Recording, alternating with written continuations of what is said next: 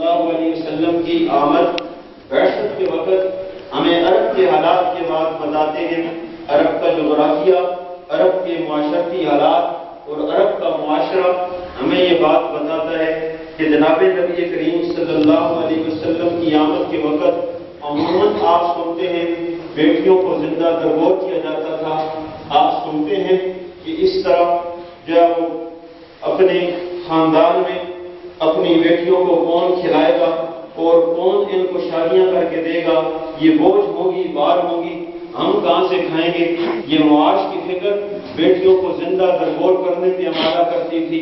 یہی لوگ جوا کھیلا کرتے تھے، شراب پیا کرتے تھے، ایسے شرابی تھے کہ عرب کے معاشرے کا ایک آدمی مرتے ہوئے یہ وصیت کر کے جایا کرتا تھا کہ میں مر جاؤں تو میرے پیچھے اتنے دن تک، 30 دن تک، 40 دن تک، سال تک، 2 مہینے تک روزانہ ایک گھڑا شراب کا میری قبر کے اوپر آ کر ڈال دینا تاکہ مرنے کے بعد بھی میری یہ پیاس بجھتی رہے۔ ایسے عادی شرابی تھے، عادی زانی تھے، عادی چور تھے، ڈاکو تھے، لٹیرے تھے۔ آپ یہ بات سنتے ہیں کہ پورا عرب نہیں، عرب کے ارد گرد کا سارا ماحول اور معاشرہ ان معاشرتی بیماریوں میں مبتلا تھا اور اتنا سخت مبتلا تھا کہ اس ماحول اور معاشرے کے اندر کوئی ان کے خلاف وار تک نہیں کر سکتا تھا، زبان تک نہیں کھول سکتا تھا۔ لیکن اسی ماحول اور معاشرے کے اندر، اسی ماحول اور معاشرے کے اندر آپ دیکھیں گے، آپ کو کچھ لوگ ایسے نظر آئیں گے، میری بات کی طرف توجہ کرنا، 6 آدمی آپ کو ایسے نظر آئیں گے جن میں سرکردہ ورقہ ابن نوفل نظر آئے گا، فضیلہ بن ایاز نظر آئے گا، فضل بن عباس نظر آئے گا، فضل بن حارث نظر آئے گا، ابن ہشام نظر آئے گا۔ یہ 5-6 آدمی ایسے تھے، ان 6 آدمیوں نے مل کر ایک گینگ بنائی تھی، ایک تنظیم گویا بنائی تھی، آپس میں ایک کمیٹی بنائی تھی۔ ہم عرب کے اندر جو آدمی بیٹی کو زندہ درگور کرنا چاہے گا، ہم اس کے پاس جائیں گے کہ تو اپنی بیٹی کا خرچہ برداشت نہیں کر سکتا، ہمیں دے دے، ہم اس کو پالیں گے، لیکن اس کو موت کے گھاٹ نہ اتارو، اس کو موت کے گھاٹ نہ اتارو۔ کئی بچیوں کو انہوں نے بچایا اور پاس جا جا کے منت کر کر کے، سماجت کر کر کے وہ بچیوں کو لے آتے اور لا کر سنبھالتے تھے۔ ان لوگوں کا ایک اور کارنامہ آپ سنیں گے، نبی پاک صلی اللہ علیہ وسلم کو ابھی نبوت نہیں ملی تھی، آقا صلی اللہ علیہ وسلم کے سر اقدس پہ ختم نبوت کا تاج نہیں رکھا گیا تھا کہ آپ صلی اللہ علیہ وسلم نے ایک جنگ کے اندر شرکت کی تھی، جس جنگ کو کہتے ہیں حرب فجار یا حرب فجار۔ یہ فاجروں کی جنگ تھی، کئی سال تک چلتی رہی۔ اس جنگ کا خاتمہ جا کر ہوا حلف الفضول پر، جس کو حلف الفضول کہتے ہیں۔ یہ حلف الفضول آپ دیکھیں کیا چیز ہے۔ فضول عام ہماری زبان میں ضائع چیز کو فضول کہتے ہیں، لیکن عربی میں یہ فضول فضل کی جمع ہے۔ 4 فضل جمع ہوئے، 4 فضل نام کے آدمی، چاروں کا نام فضل تھا۔ یہ چاروں نے مل کر ایک معاہدہ کرایا۔ اس معاہدے پہ جناب نبی کریم کے بھی دستخط تھے۔ نبی کریم صلی اللہ علیہ وسلم اس معاہدے میں شریک تھے اور یہ معاہدہ یہ ہوا کہ ہم یہ معاہدہ کرتے ہیں آئندہ کے لیے آپس میں لڑائی نہیں کریں گے، آپس میں امن کے ساتھ رہیں گے، صلح کے ساتھ رہیں گے، صفائی کے ساتھ رہیں گے، کسی کو تنگ نہیں کریں گے۔ یہ حلف الفضول کا معاہدہ حرب فجار کو ختم کرنے کا باعث بنا اور نبی کریم صلی اللہ علیہ وسلم بچہ جب پیدا ہوتا ہے تو پیدا ہونے کے بعد کافی عرصے تک بعض دفعہ بچے کی تاریخ پیدائش بھی محفوظ نہیں ہوتی، اس لیے کسی کو پتہ نہیں ہوتا یہ بچہ بڑا ہو کے کیا بنے گا، کتنا عظیم بنے گا، کیا کارنامے کرے گا۔ اس لیے عموماً لوگوں کی، بڑے لوگوں کی تاریخ پیدائش محفوظ نہیں ہو سکتی اور پوری طرح یاد نہیں ہو سکتی۔ لیکن نبی پاک صلی اللہ علیہ وسلم نبوت ملنے سے پہلے آپ کا یہ جملہ تاریخ کی کتابوں میں موجود ہے۔ آقا صلی اللہ علیہ وسلم نے فرمایا اگر مجھے اس حلف الفضول پر دستخط کرنے کے بدلے میں اور اس معاہدے کو قبول کرنے کے بدلے میں اگر مجھے عرب کا قیمتی ترین مال مجھے پیش کر دیا جاتا تو میں اس مال کو ٹھکرا دوں گا، لیکن جنگ کے خاتمے کا جو معاہدہ امن کا ہے اس معاہدے کو میں ترجیح دوں گا۔ رسول اللہ نبی نہیں بنے ہیں اور 12 سال عمر ہے نبی پاک صلی اللہ علیہ وسلم کی، 12 سال کی عمر کا یہ نوجوان محمد بن عبداللہ یہ حلف الفضول میں دستخط کرتے ہیں اور فضول فضل نام کے 4 آدمی یہ معاہدہ کراتے ہیں. تو پتہ یہ چلا، میں جو نتیجہ نکالنا چاہتا ہوں وہ یہ، ابھی نبوت آئی نہیں ہے اور عیسیٰ علیہ السلام کی نبوت تقریباً ختم ہو چکی ہے، کتاب میں تحریف ہو چکی ہے، کتاب بدلی جا چکی ہے، زبور اور انجیل اور توریت کا وجود دنیا میں صحیح ثابت نہیں ہے اور اہل کتاب گویا ناپید ہو چکے ہیں. اس دہشت کے ماحول میں، بدامنی کے ماحول میں، معاشرتی حالات کی خرابی کے ماحول میں، بیٹیوں کو زندہ درگور کرنے کے ماحول میں اور زنا کے ماحول میں، چوری اور شراب کے ماحول میں، ڈکیتی اور ڈاکے کے ماحول میں، ہر طرف افراتفری کے ماحول میں، اگر کوئی آدمی مثبت کارروائی کر کے معاشرے کو، اگر جو ان خواہش سے، معاشرے کو ان رذالتوں سے، معاشرے کو ان گندگیوں سے بچانے کی کوشش کرتا ہے، تاریخ اس کو کبھی بھی بھولا نہیں کرتی، تاریخ اس کو کبھی بھی بھولا نہیں کرتی. نبی علیہ السلام کی سیرت کا آغاز ہی حلف الفضول سے ہوتا ہے. نبی علیہ السلام کی سیرت کا آغاز ہی جب ورقہ ابن نوفل کی جہد مسلسل سے ہوتا ہے. نبی علیہ السلام کی سیرت کا آغاز ہی فضل بن عیاض سے ہوتا ہے، فضل بن عباس سے ہوتا ہے. آقا صلی اللہ علیہ وسلم کی سیرت کا آغاز عرب معاشرے کے اندر پائے جانے والے، اس معاشرے کو گندگیوں سے پاک کرنے کی سوچ رکھنے والے، معاشرے میں خیر کو عام کرنے کی سوچ رکھنے والے، معاشرے میں خیر کو پروان چڑھانے کی سوچ رکھنے والے، معاشرے میں اچھائی کو عام کرنے کی سوچ رکھنے والا اگر نبی عیسیٰ کے گزرنے کے 6 صدیوں بعد بھی آتا ہے اور حضور علیہ السلام کی نبوت ملنے سے 40 سال پہلے بھی آتا ہے تو اللہ اس کو کتنا نوازتا ہے. میں جملہ کہتا ہوں، حضرت خدیجہ حضرت رسول اللہ کو لے کر حضور کانپ رہے ہیں، نبی پاک پہ کمبل ڈالا. حضرت خدیجہ رسول اللہ صلی اللہ علیہ وسلم کو لے کر اپنے ماموں ورقہ بن نوفل کے پاس تھی اور ورقہ بن نوفل نے جب سنا کہ اس طرح کا ناموس، اس طرح کا فرشتہ اور اس طرح کی شخصیت آئی، اس نے یہ جملے پڑھے، اقرأ باسم ربک الذی خلق الانسان من علق. جس وقت ورقہ بن نوفل نے سنے تو غور کرنا، یہ ورقہ بن نوفل جو معاشرے کے اندر اپنی 100 سالہ زندگی، اتنی بوڑھی زندگی، اتنی بوڑھی جان کہ سیرت کی کتابیں کہتی ہیں یہ والی آنکھوں کی اوپر کا گوشت لٹک کر یہاں آ گیا تھا. حضرت خدیجہ نے اور ورقہ نے اپنا یہ گوشت ہٹا کر رسول اللہ کے چہرے کی زیارت کی تھی. یہ گوشت اوپر کر کے نبی پاک صلی اللہ علیہ وسلم کو دیکھا تھا.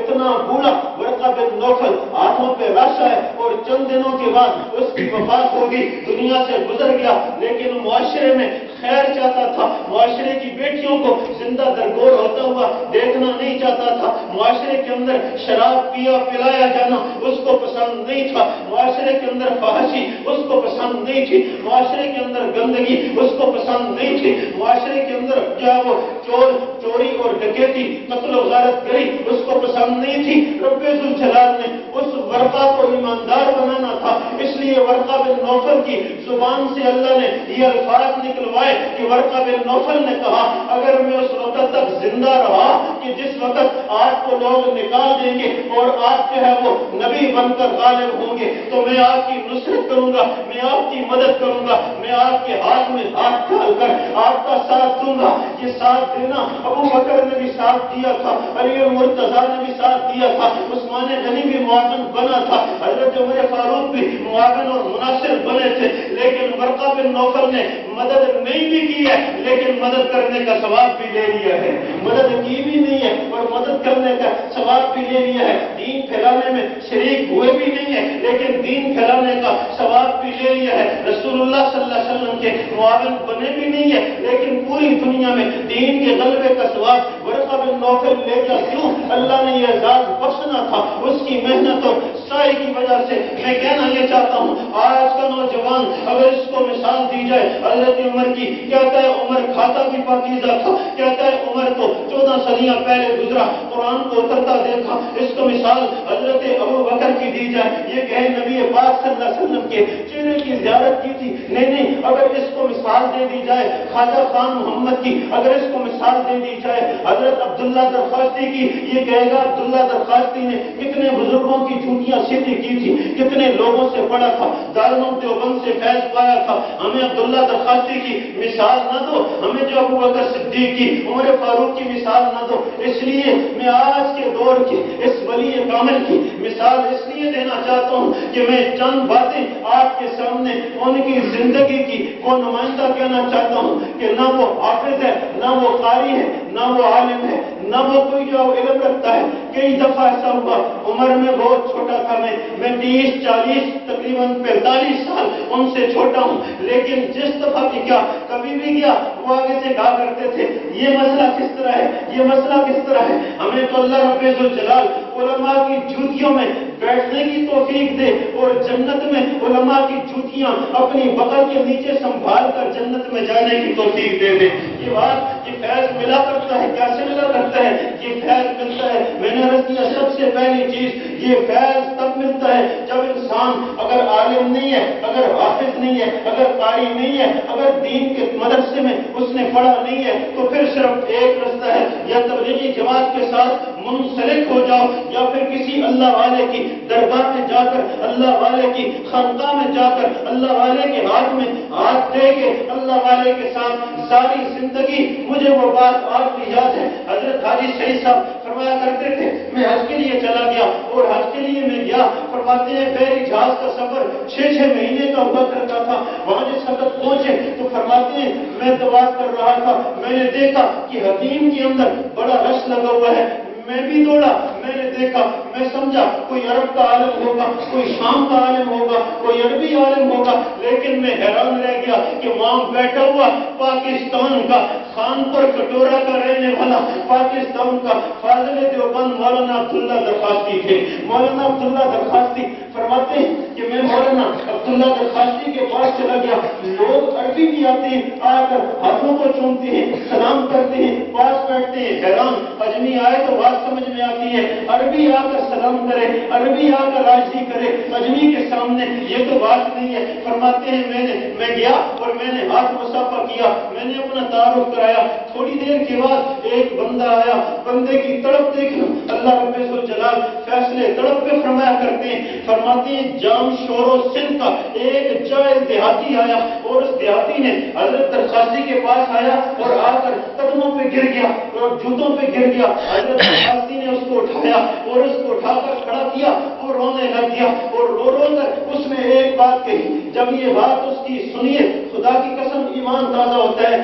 جاہل تھا, ان پڑھ تھا, دیہاتی تھا, اس کو شاید کلمہ بھی پورا نہیں آتا تھا. اس نے حضرت درخواستی سے حرم کی حدود کے اندر, حرم سامنے ہے, بیت اللہ سامنے ہے, اس نے درخواست کی. اس نے کہا حضرت میرے لیے دعا کیجیے. کوئی کیا دعا کروں, تیری شادی نہیں ہوئی, تجھے گاڑی چاہیے, تجھے مکان بنگلہ چاہیے. اس دیہاتی نے کہا میرے لیے اللہ سے دعا کرو, مجھے قرآن پڑھنا نہیں آتا, مجھے قرآن پڑھنا نہیں آتا, میرے لیے دعا کرو. حضرت درخواستی کے جب قدموں پہ گرا, فرماتے ہیں دونوں بازوؤں سے اٹھایا اور اٹھا کر میزاب رحمت کے نیچے لے گئے, میزاب رحمت کے نیچے لے گئے, اور وہاں پر جا کر فرماتے ہیں کوئی 15 منٹ ہاتھ کھڑے کر کے اس طرح رقت کے ساتھ حضرت درخواستی دعا کرتے رہے, اور اس کوڑے سے کہتے رہے اس اللہ سے مانگو, اس گھر والے سے مانگو, میرے قدموں میں نہ گرو, اللہ کے قدموں میں گرو, اللہ کے بیت اللہ میں حتیم میں آ کے گرو. فرماتے ہیں اتنا کہا کہ اللہ اس نے تیرے قرآن کی ایک تڑپ رکھی ہے,